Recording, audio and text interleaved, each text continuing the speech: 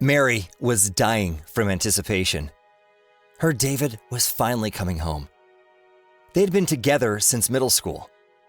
When they graduated, Mary went to college and David signed a 2-year Army contract. His contract had ended, and he was coming home today. They loved each other dearly and decided to marry once David returned. Mary planned a huge party for her beloved's return. Then there was a knock. She leapt for joy and ran to see him. They were inseparable the entire evening. They married a month later and soon found out that they had another reason to be happy. Mary was pregnant.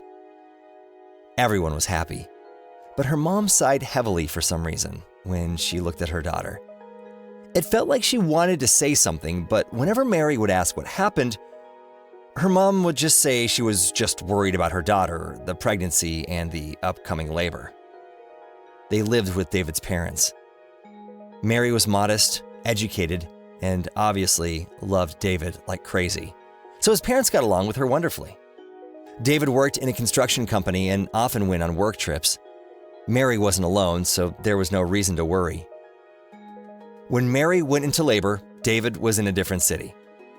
Mary put a picture of her and David that she always kept with her on the table next to her hospital bed.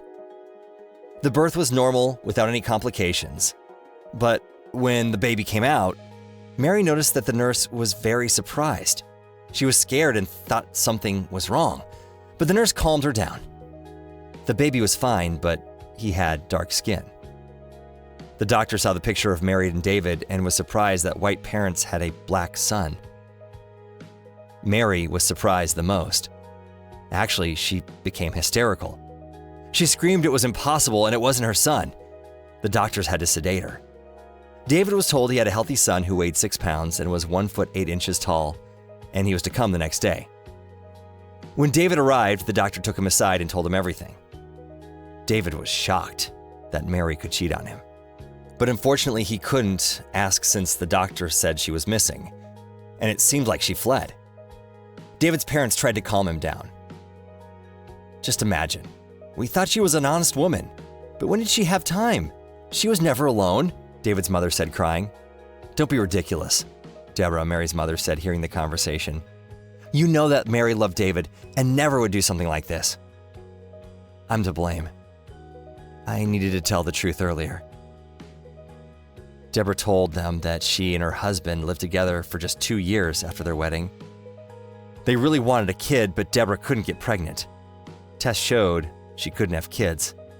Then, unfortunately, her husband passed away, and Debora was left alone. She then decided to adopt a child. She took Mary from an orphanage. Even though she was white, Debora was told that her biological father was black, and the genes could be passed down. Mary didn't know she was adopted, nor that she has black ancestors. When she got pregnant, I tried to tell her many times, but couldn't. She ran because she got scared and couldn't explain. That's why it's my fault. But I can't justify her leaving the child, Debora finished. Do you realize that your silence ruined the lives of your daughter and my son? David's mother yelled. Debora was silent but knew she was at fault. So the child is still mine? David said happily. He's yours for sure. Mary loved you more than anything and ran because she didn't know how to look you in the eyes and explain all of this, Debora said, sighing. David brought his son home 6 months later, but he still decided to do a paternity test. Now, David believed Debora, but his parents had doubts and didn't want to accept the child. The test eliminated all doubts. David was the father. They couldn't find Mary. She went to her friends from the hospital but left after a few days. She decided to forget about everything and begin a new life. She ran from the judgment and not knowing how to explain the situation. She ran from her problems. After a year, she met another man and got married. But she didn't love him. Her heart still belonged to David. Mary's new husband was older and really wanted kids, but she couldn't get pregnant. He insisted on getting tested. The test showed that Mary could no longer have children. Mary went to many doctors, but to no avail. It's punishment for leaving that baby in the hospital, she thought. She didn't tell her husband anything about her past. Their relationship became strained because Mary couldn't have children and he finally filed for divorce. Mary decided to go home to her mother. 10 years had passed. When Mary approached, she froze. She saw a black boy, about 10 years old. It was her son. The boy didn't recognize her, so he called for his dad. David came out. He didn't expect to see Mary, clearly. "Why are you here?" he asked rudely. The boy was shocked. He had never heard his father talk to someone like that. "Dad, who's this?" "She can tell you herself," David said, looking at Mary scornfully. "I'm your mom," Mary said with a shaky voice. "Mom?"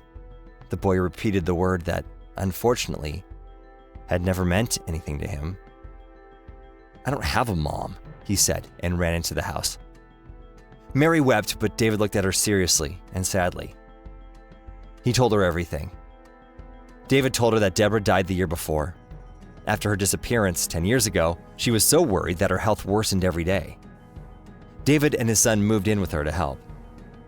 She waited for her runaway daughter until the day she died to tell her the truth, but she didn't make it.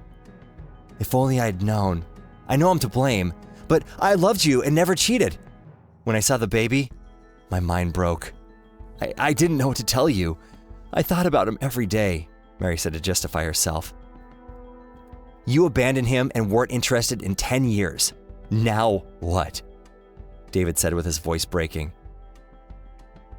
"I don't have anywhere to go," Mary said quietly, crying. Debora left everything to David and his son in her will, and even though the house was theirs, he felt bad for Mary. "There are plenty of empty rooms here. You can stay." Months passed, but the child wouldn't call her mom. But one day when making lunch, Mary heard him screaming. She ran outside and saw that the neighbor's dog was attacking him. Mary grabbed a stick and went to save her son. She dragged the dog off right when the dog's owner appeared and took it. Mary ran over and asked if her son was hurt. Her voice was shaking. He said the dog just ripped his jacket, but then unexpectedly hugged her around the neck and said, "Mom, I was so scared." It was the first time he called her mom. She hugged and kissed him, and he cried from happiness. Their relationship began to improve. He started to understand what it meant to have a mom. David couldn't forgive her.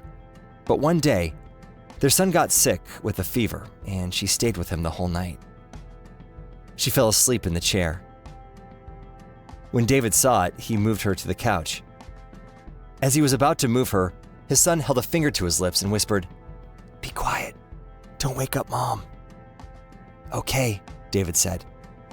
When he put Mary in her bed, David realized that everyone makes mistakes.